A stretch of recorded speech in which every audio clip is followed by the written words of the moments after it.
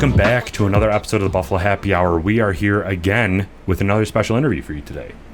Yes, we are. So we'll start with introductions, and then we'll dive right into all the fun-filled topics that we'll go over today. But we're enjoying this interview just because we have a subject matter expert, for lack of better terms, because I know there's letters that are essentially after your name, but I'm not like 100% on what those are. So we'll start with your introduction, and then we'll dive right into the questions that we have. All right. So I'm Christina West, and I'm a speech language pathologist. I've been practicing for about almost 4 years now, and the letters after my name are MS-CCC/SLP. So it's a little long. So what does that even stand for? So it's your degree, and then I'm licensed, and then SLP is speech language pathologist. So that's just what that means. So the CCC is the license? Yeah, so it stands for what you earn when you go to grad school. It's your certificate of clinical competence. So when you go through grad school, you have to meet all these requirements, and if you meet them, and then you have to practice for a year, and then if you meet everything, then the national organization will grant you your certificate so you can be, practice for real and have a license. So Was that a stressful process? What was the education and the certification process like? Oh gosh, yeah, it was stressful. Let's see. So you don't get in automatically. You have to apply. So just because I went to undergrad for speech does not mean I get into grad school for speech. So you have to apply. And I think it took me 3 years to get in, to be accepted to a program. And then, it's like sprinting a marathon for 2 years and you don't get the summer off. So you finally, when doing school in the summer is the worst. It doesn't matter who you are. So then you graduate, and then they're like, okay, you passed your board exam, you passed all your classes, and you have to acquire so many hours that you're supervised of doing clinical work. So once you have that, and then you have to practice for a year, and it has to be documented. You have to have another speech path supervise you doing your work in the field for a year. And then you have to submit everything. You have to sign off on it, obviously, and then you get it back, and they're like, okay, you are good to go. You can apply for your state license. Because every state, of course, has different license requirements. So New York is different from Florida, California, et cetera. So then you submit all of that, and you get that back. And then if you want to teach in a school, you have to have your teaching certificate as well. So, oh my God. Is that just for New York, the teaching certificate, or is that anywhere? I don't know if it's definitely all in New York. Sure. And you have to, just like a teacher, you have to pass certain tests. Otherwise, if you don't pass them, they won't give it to you. So just like a teacher, I have to pass the requirements as well, and also be a speech path too. So it's 2 in 1 if you want to be able to teach in a school. So wow. Yeah, that's it's a lot. Insane. We've never talked about this. So no, we haven't. So you work in a school district, correct? So you did. I used to. You used to. Okay. Yeah. So now, are you just kind of running your own practice, I guess? I'm trying to do both. I am an itinerant therapist. So what that means is I travel. So I go to kids' houses, I go to daycares, wherever that kid is that I can accommodate their speech session. So I drive wherever I have to for my caseload for the kids that I have. And then that's what I do right now. So, and I like it because I can see kids one-on-one, and I think that is a huge benefit. And then I'm also starting my own private practice because I want to just work for myself and have my own business. So, and I feel like 4 years is, I have a ton of experience working with lots of different types of kids. So I feel like I can kind of handle the therapy part. Now it's just figuring out the business part of it too.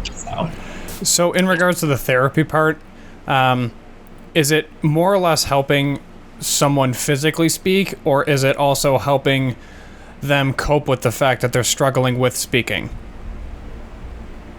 Oh, I feel like that's a loaded question. I think it's both because it just depends on the kid. So some kids have a motor problem, like their motor plan in their brain, they need to be explicitly taught certain sounds, like they're missing sounds from their repertoire. So you have to teach that motor pattern to them in order to have like, the K or the G sound that they're missing. And the other part of it is too, like you have some kids who have cognitive deficits going on too. So you're also working on getting them to express more. And then you also have the behavior component as well. So in kids, like the kids that I see are from, I think the earliest I've seen is 15 months to 5 years old. And any kid that's struggling to communicate when they're that little is going to have behavior problems too, you know? So it's just, you're like, it's a big ball of like twine and you're trying to pull it apart and figure out, okay, I'm going to address their speech and communication deficits. Oh, but they're having behavior problems too because they can't communicate. So it's just trying to bridge that gap and working with families and parents and trying to work on weaknesses with kids and then trying to like improve their skills to be better communicators and fill those gaps in what they need in order to, be successful in school, be, more helpful at home and not have meltdowns. So it's a wide array of what we can do to help kids. Like me, I see kids. So me, like to help kids talk better and speak better and communicate better.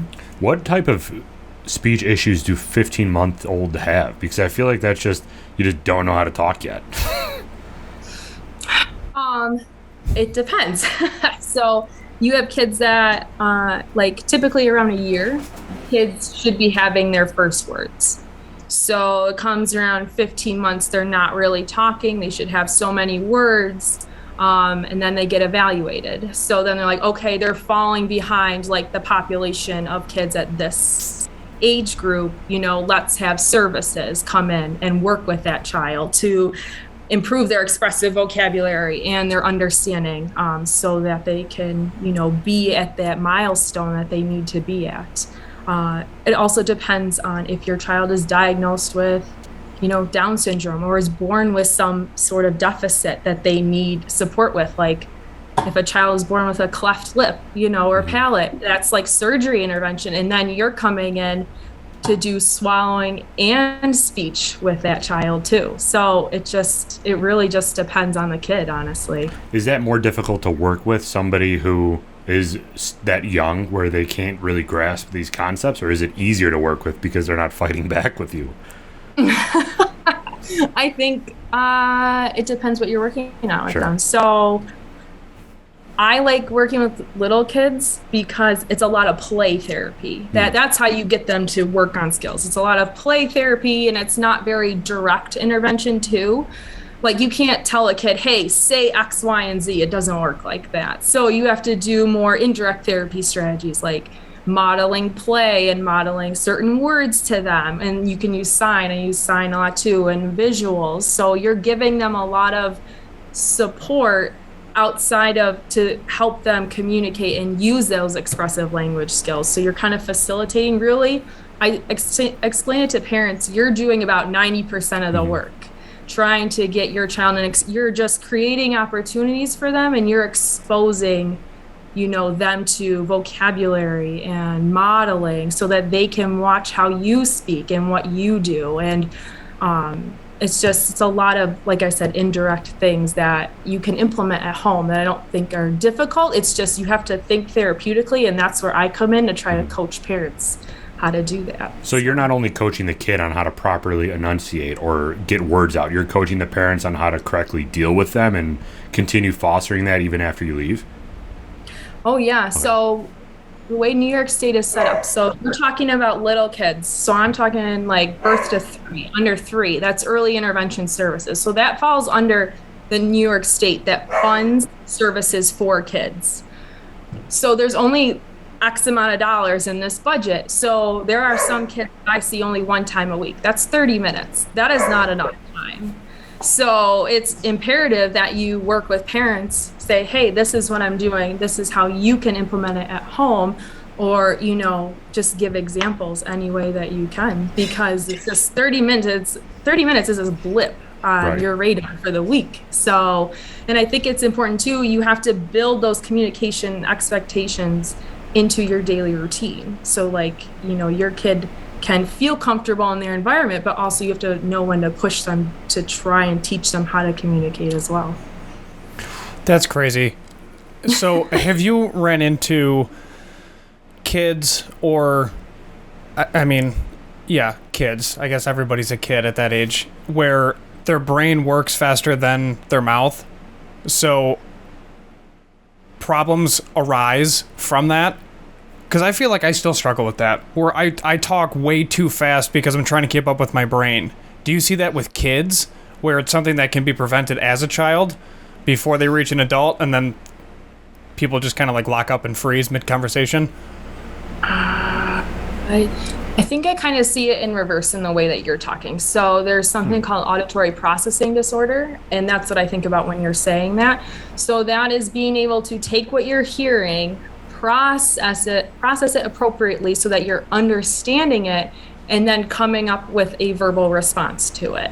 So I know when I worked with middle school kids, I saw this quite a bit. It takes time for kids, especially when they've been diagnosed with a disability, especially when they're sitting in a classroom, they have to take in all the information coming to them, understand it, save it in their brain, and then do something with it. So that's called your working memory. So I think I see a lot of that where kids struggle as they're getting older to work on those language skills to help you and help them in the classroom and be able to speak effectively and communicate effectively that way. So it's almost like there's a delay. So you work on strategies to strengthen their memory skills and their language skills to help them be successful. And it's not just at school. When they graduate, they go into the workforce, right? They go get a job. So you want them to have those skills in the real world too. So talking about classrooms really quick, we normally try to stay away from COVID because everything is just, we don't like to bring it up. But part of COVID is teachers wearing masks in school, and kids primarily learn language by watching lips move, correct? So what is the issues that arise when we are fostering this environment of not being able to look at the person's lips when they're talking? Does that have potentially an issue coming down the road? It's so funny that you're saying this because I literally just read a statement from ASHA. So ASHA is the American Speech Language Hearing Association. So they're the ones that give me like my credentials at the end of my name, okay?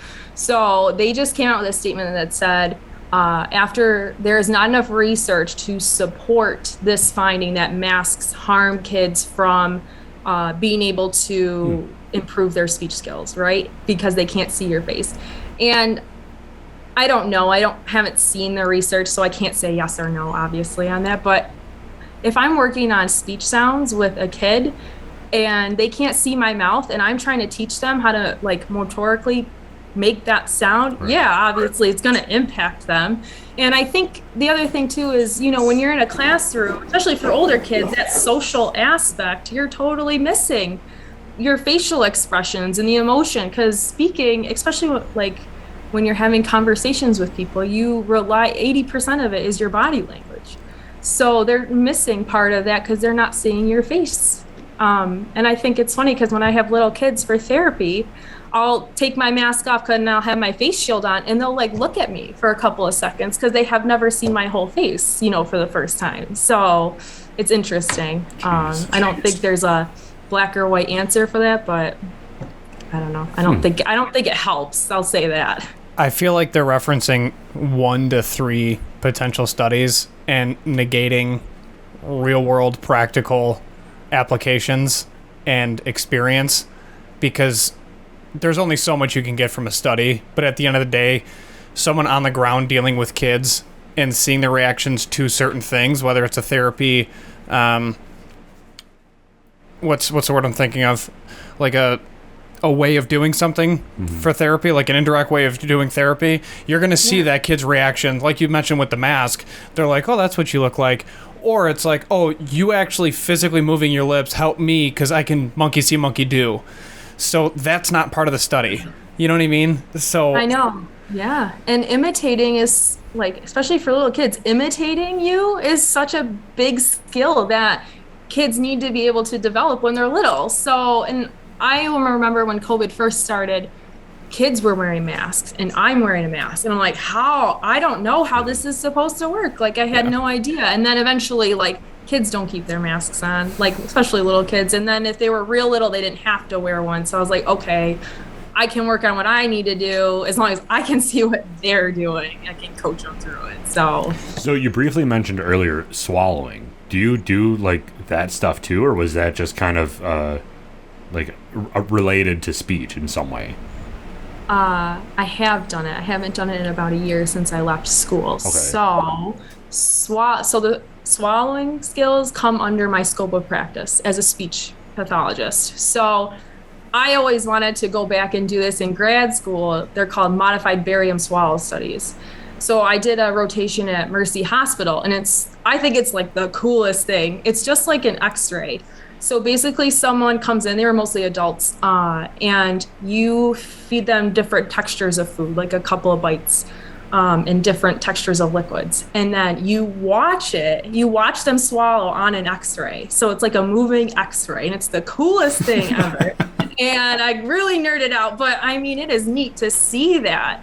And it addresses, you can see your swallowing mechanism, and you can see your food go into your throat and then, down into your stomach. So I just thought that was the coolest thing. But yeah, I have worked with kids for swallowing. And when you think of swallowing, it all starts with what's on your plate and how you're feeding yourself, and then how you're chewing it, and then how you're swallowing it. So it's a whole step process that you look at when you work with people that need support with eating. So I always say speech path deals with everything, like from here, like your throat and up, basically. So I've tried to swallow like 4 times since you started that sentence, and I'm pretty sure I'm doing it all wrong. But you're not doing it all wrong, because you would know if you were doing it wrong. You would be like coughing or something. But I guess I just don't understand how you teach somebody how to swallow. Like, it just seems like, for me, obviously, I don't have a problem with it, so I wouldn't really understand how to make that connection. Yeah, I know, really.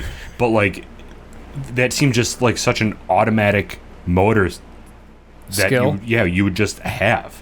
I don't even know how you would give that to like somebody. Breathing. Yeah, exactly. Yeah, so it's wild.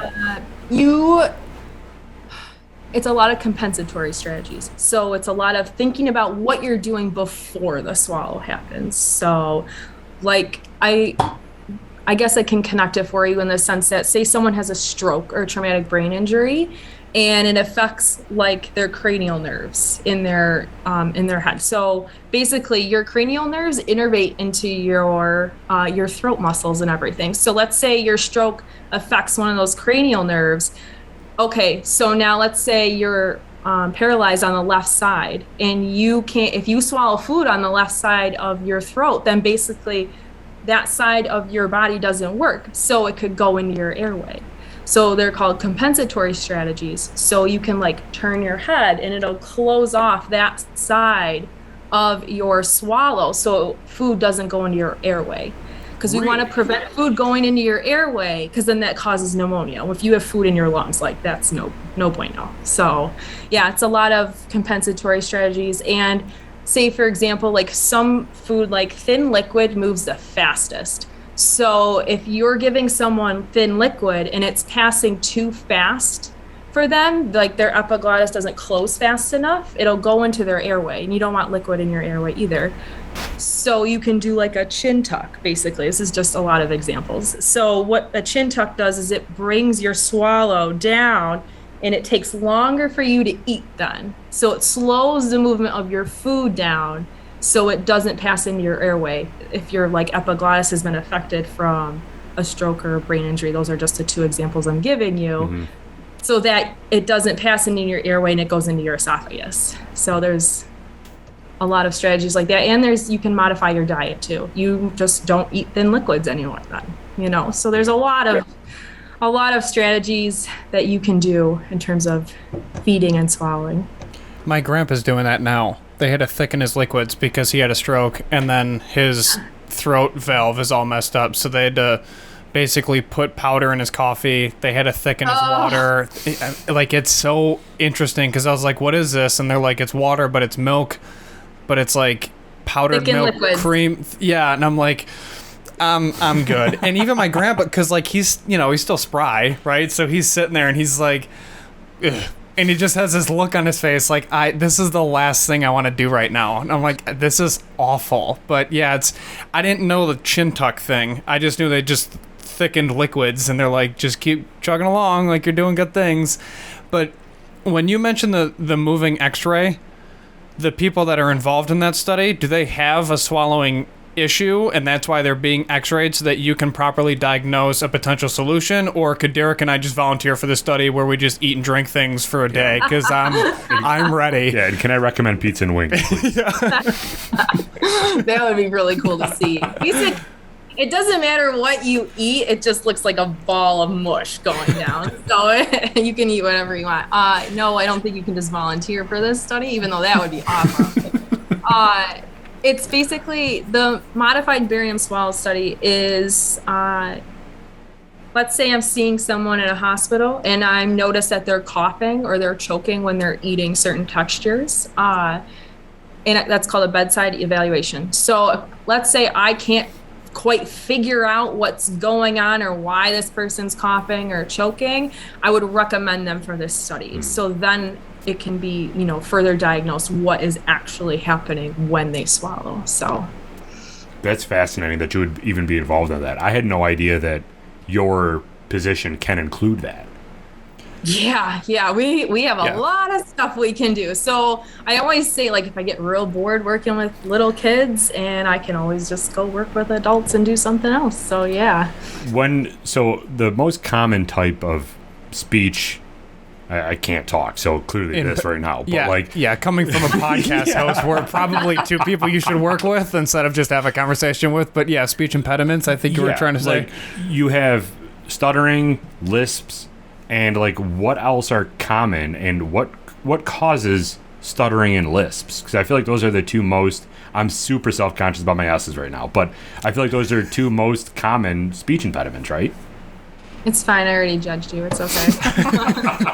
You'll have a report by 9 o'clock today. Yeah. She's not kidding, by the way. I don't want to do more paperwork, please. The most common, man, I don't know if there's a most common. I think the kids that I see, there's two different kinds of speech sound disorders, and I think those are the more frequent ones when people think of speech. That's what they think of. I don't think stuttering is not as relevant as you might think it is. So there is no answer why someone stutters, why doesn't. There's no cause for it. There's, you know what I mean? There's just nothing to support why one person has it and one person doesn't. But there are studies that say that it is more prominent in boys. So I don't know. And then I think the other thing for speech sound disorders, there's a couple of different things. The two that people think about the most is articulation, so being able to produce a sound accurately, and then there's phonological disorder, which is patterns, which I think has really stumped me a lot over the years in figuring this out. So with different therapy approaches. So let's say, for example, a child has all the appropriate speech sound productions for all their sounds, but says it in the wrong part of the word or substitutes that sound for another sound. So that's phonological. So that's something in your brain that has not been teased out. So it's a pattern-based disorder where we have to go in and teach the sound pattern to that child and remediate that sound pattern so that their speech is intelligible. So is that kind of like what Hooked on Phonics is, where they use sounds to try to teach you how to read? No, that's different. It is? So that's letter sound recognition. So that's a different ball of wax. I'm talking about just being able to produce the word correctly. You're talking about more literacy reading based strategies. Okay. So there are some people that change how a word sounds in their head and it doesn't come out correctly. So they'll flip, we'll say thank you as an example. The TH they might put at the end of that word for thank. They'll just say like angth, I guess. Like they'll literally flip the whole word when they try to pronounce it. Is that a thing? I think that's from Game of Thrones. Isn't that the... Yeah, like in Old English. But is that something that happens with kids where they will just change how they pronounce it? You're thinking on the right track. Yeah. I want to like follow you for a day and just be like, okay, go to work, and I'll just like be a fly on the wall and then just hear some of the things that you have to experience. Because from your standpoint, you don't necessarily have these like, lack of better terms, deficiencies or struggles when you speak or read or swallow or eat or do like anything collarbone up. So to diagnose it and then know what the actual solution is to their problem has got to be staggering. Just because what if that person comes to you with what somebody else said, and then you have to sit there and use your expertise and your own degree and your own knowledge and say, that person was kind of on the right track, but they're wrong, and we're going to focus on this, and then kind of, go about it this way. And then if you are right, then you look like a hero. Like, is that a delicate balance you have to go through? Yes and no. There are, most of the time with the process for diagnosing a speech disorder or whatever it might be, comes typically from a professional like myself doing some sort of evaluation. And when they get you do the evaluation, then you say your findings on that evaluation. So what I like to do is I typically read the evaluation report, because I'm not in the room for every kid that gets evaluated. When I used to work at school, I used to do the evaluating, which was great because I could evaluate, I could make my recommendation. I knew how to implement therapy, and it was quick and very simplistic for me. But I don't do that now. I don't evaluate kids in my current itinerant therapy position. So I have to take what is given to me. And I typically, I will read the report, but I like to see kids first before I read the report, so I can come up with like my own opinion of what I think they really need. And then I can go back and say, oh yeah, I noticed all of these things. Okay, cool, we're on the same track. Let's keep going. But you can also think of it like a mechanic, basically. You can get any kind of car in your shop. It could be a Porsche to a Chevy to, an old jalopy. And you have to figure out, okay, I got to run diagnostics. I got to figure out what's wrong. Now that I know what's wrong, I got to figure out how to fix it. And am I always successful in fixing it? Nope. You try something else. It's a trial and error. And then, sometimes you can't fix it. Mm-hmm. And then it has to go to someone else. So it's just a lot of, I'm a trial and error person. That's how I like to do therapy. I like to try anything, and then I'll see what sticks, and then I'll just go with that for a while. And then if I feel like that kid is burned out from trying that, or I'm burned out from doing that therapy or playing with that toy, then we'll try something else. So whatever, for me, it's always what's in best interest of that kid and what will that kid show me if I do X, Y, and Z. I'm sure it varies based off of kid and situation, but what is your normal trial period where you're like, we're going to try this method for 3 weeks, or we're going to try this method for 6 months? Is there a typical, or is it really every person's different? Every kid is different. Yeah. Every person's different. I'll try something for, like, I had a little girl, I was working on one sound with her, and I was working on it with her for weeks. Got nowhere. So I was like, you know what? We're going to take a break from that. You have other things we can work on. Let's try that instead. So I think it just depends on what you're doing and if that kid is showing progress or not, or is giving you any sort of, and progress can be, it doesn't have to be like from a sound to a word to a sentence. It can be, okay, we said this sound right one time this session. Let's see if we can get it right 2 times next session. So it's very like you baby step things depending on the kid, just to make any sort of show you what they can do in terms of progress. So what's an example of a sound? What do you mean an example of a sound? Like if you're working on a sound with a little boy, like what would an example be where they said it correctly in a session? So let's say we have a kid that says tar instead of car. So, and they don't have the k sound. So I'll work This is for an example. So I will work with this kid on trying to develop that k sound. So there's different techniques. So you can open your mouth, and typically if that kid is saying tar instead of car, that means their tongue tip is coming up to the roof of their mouth to say tar, and you want them to get their tongue tip down. So I'll tell them they have to keep their mouth open and tilt their head back to keep that front tongue tip down and try and say car, because you don't need your tongue tip up to say the k sound back here. And that's just one example. Some kids can't do it. So then I'll take, you can take like a tongue depressor or floss or something to hold that front part of that tongue down so they can get it correctly back here. And that's just one part of it. Depending on the kid, I might have to start way behind that and teach them, okay, the sound comes from here. Let's practice touching here first so that you know that's where that sound comes from. And I have a mouth model and I have a mirror, and it's just a lot of, you're trying to teach a little kid a lot of things that is difficult for them. So you want to give them as much support as you possibly can. Are there any people that just aren't able to do stuff because that's just how they are? Like someone, like you were talking about cleft lip. That's not a good example because you can work around a cleft lip.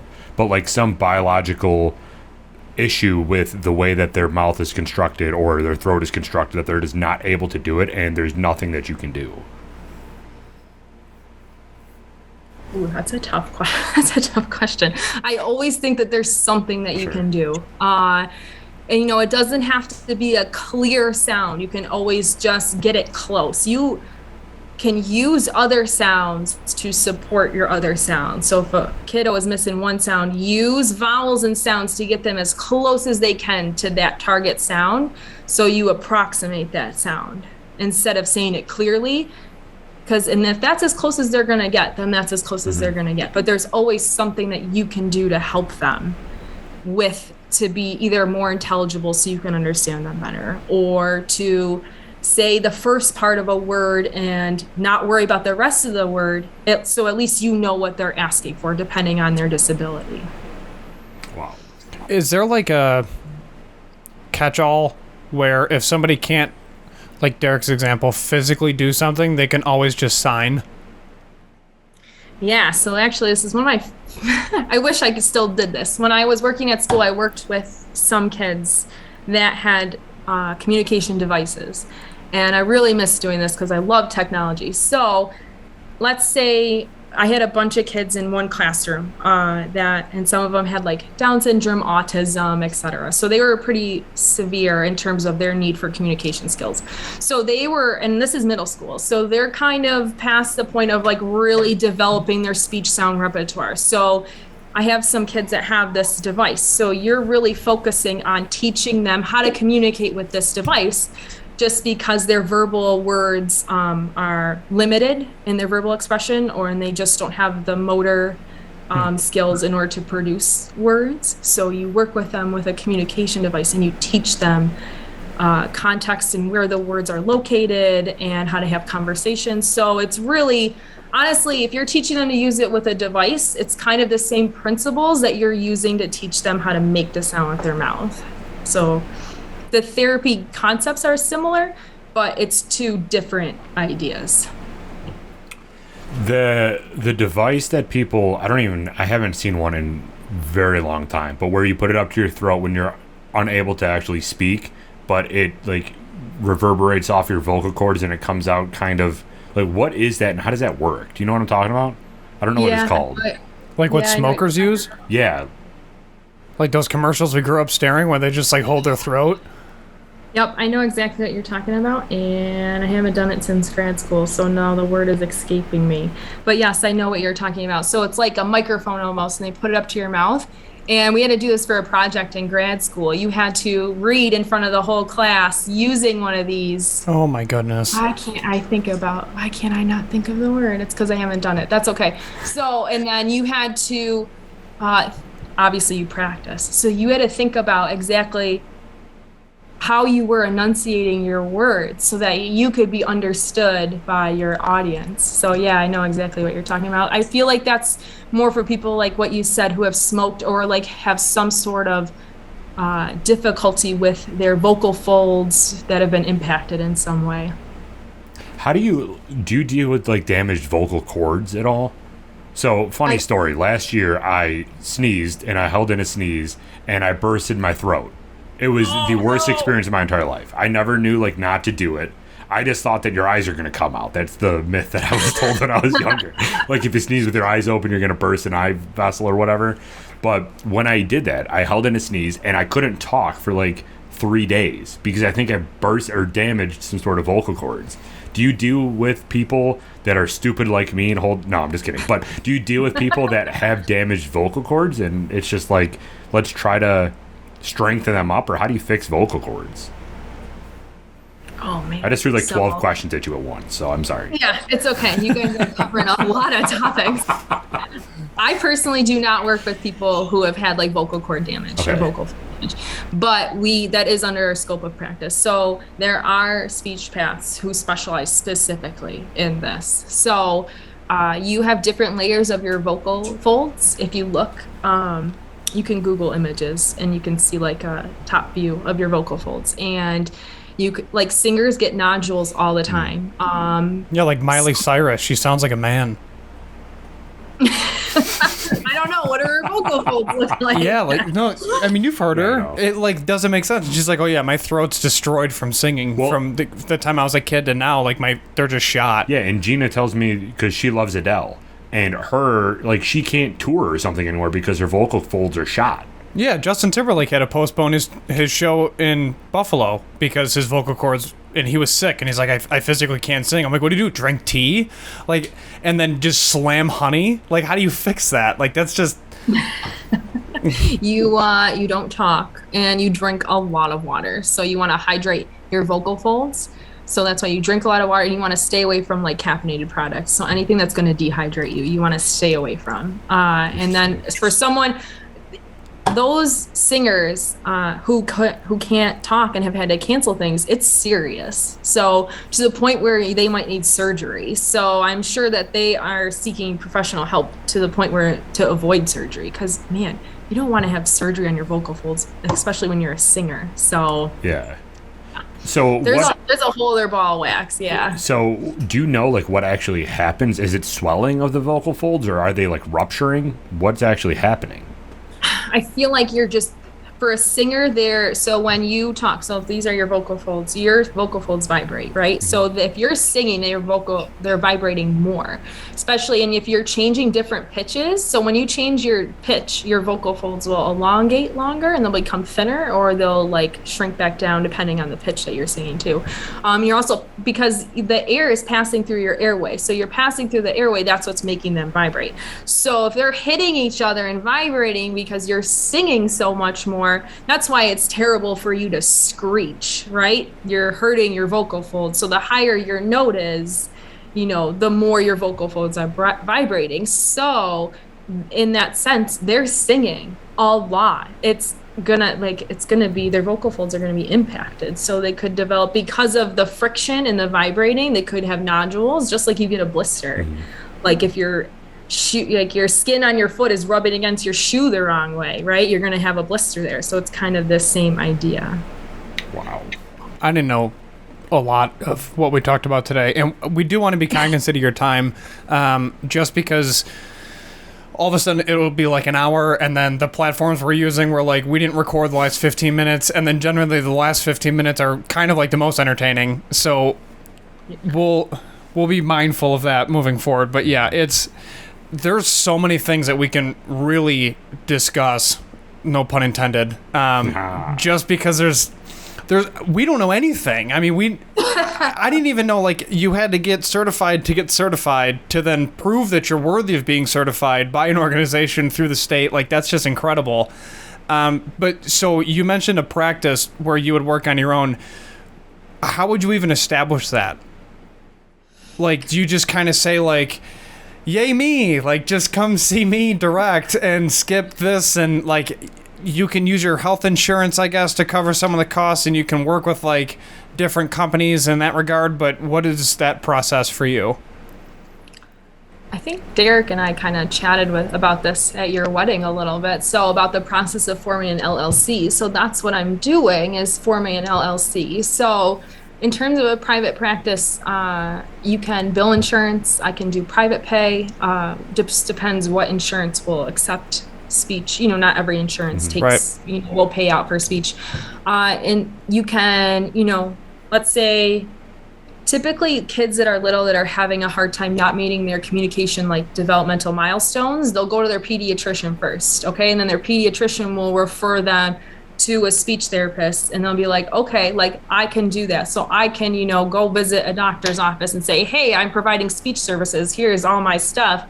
Like, please refer kids to me. That's just one example. I have had parents that I work with through my other job be like, hey, what's your private pay fee? Like, tell me. So if we want to have more services, like we can just contract you. And I'm like, okay, cool. Like, so there's that. There's word of mouth. I've had people that I've grown up with that have kids now that have reached out to me, even just for consults, and just say, hey, like, this is what my kid's doing. Like, help me. What do I do? And I'll just say, well, you're not hiring me, so here's what I would do. And then I would refer them, you should probably see your pediatrician if your child is only exhibiting these things. Like, that sounds like they need an evaluation. So it can come from anywhere, honestly. So this might be a dumb question, but when you're talking about therapy and the different types of therapy that are out there, you have like occupational therapy, you have physical therapy, speech therapy, and all these different types of specializations and people who specialize in all this stuff. We were talking to a dietitian earlier this year, and her biggest, not complaint, but what she noticed a lot was that doctors prescribe medication to people instead of pushing them to her specialty, which is, let's understand your diet and fix it naturally rather than prescribing a medication to try to artificially fix it. You don't have that issue, correct? Like, there's no medication that can help. Like, if I went into the doctor and I have my kid that is struggling with speech, they're not going to say, here's an ADHD medication because that'll help your speech, right? Or are you experiencing that same thing or no? So the first part of your question is there's no medication that can be prescribed to like help with speech specifically. The second part of your question, you said ADHD. So that's speech and behavior. So I have seen, it depends on the age of the kid and the comfort level of the parent, but I have worked with kids that their ADHD has impacted them so much and they're not on medication that I can't do anything with them. Like, I can barely work with them because they're all over the place, or they're, there's other things impacting them too. So it's like, listen, it's hard to have that conversation with parents because you're like, it's been, 6 months and he's really struggling. Like, let's see what the next step is, because I cannot help your child if they like can't focus or their attention span is so short. There's no point in me trying to try strategies with them. So it really, the ADHD thing is, I think, separate but the same, because you have to control those behavior variables in order to be successful with working on those communication skills. So I don't think medication is always the answer. Some kids just need routine and a regular diet and a regular sleep schedule and, like a safe environment, and they're good. So it just depends on the kid, honestly, and what their environment looks like and what their need is. Right. So do you feel, and this is a question from me, for me and everybody I grew up with, who you also know, because you have experience with someone who does have ADHD, do you feel like there's a difference between a boy with a lot of energy and a boy with ADHD? Yeah. Because I feel like there's a huge broad stroke of, he's ADHD or he's ADD. It's like, or it's a free-for-all. The child has no structure, and it's a boy who's like 6, and he's got so much energy he has no outlet and doesn't know what to do. So, like, is that a parenting thing? Is it kind of a boy being a boy? Or is it really ADHD? And how can you kind of, like, know? Oh, man. I feel like that's a loaded question, too, right there. There's a lot to unpack there. So real quickly, I'll mention there's something called sensory processing disorder. Okay.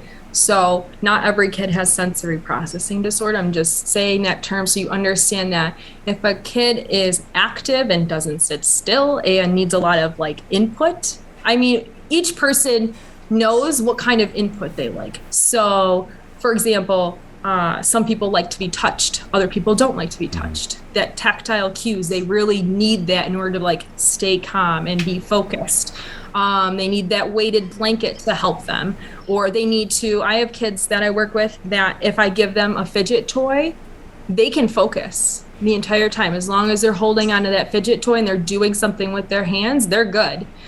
So it's all those sensory needs that you have to account for as well. So I think it's really important to take a look at what you can do for your kid before saying, okay, I'm out of options. Maybe it really is ADHD that we need to control for so that he can be successful at home, at school, wherever he needs to go. Because, and you can also tell, like if it is ADHD, if you want to tease it out, how bad is it impacting that child? Like if I give a kid a fidget spinner and they're good, like it might not be ADHD. It might just be they need something to occupy themselves so that they can keep their body calm and keep their brain focused.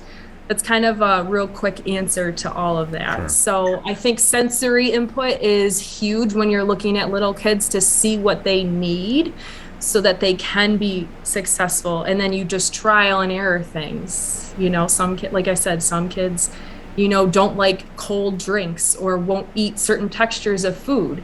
So you just, you know that, you try to avoid those things and you just see how your kid responds to that. And I mean, it takes time, especially when they're little and they're struggling to communicate or they're just developing. So you kind of tease things out as you go and it takes time, which is hard for parents, I think, that have kids that have so many needs. So we've been talking a lot about how you help people get to a point where they're able to communicate. Is there a line where you draw, there's no more ability for us to improve your speech and we're just going to work to maintain it? Does that thought process ever come up? Yeah, I think it comes up more so with adults who are suffering from like Parkinson's disease. So, or, you know, they've suffered like they're on quality of life care, basically. So you're just working with them to maintain the skills that they have because you're not going to see improvement because there's like their skills and their motor, you know, fine motor and physical skills are declining. So you're just going to kind of show up and do whatever you can for them for that day. And you're just going to maintain those skills. And that's kind of the same thought process for kids during the summer.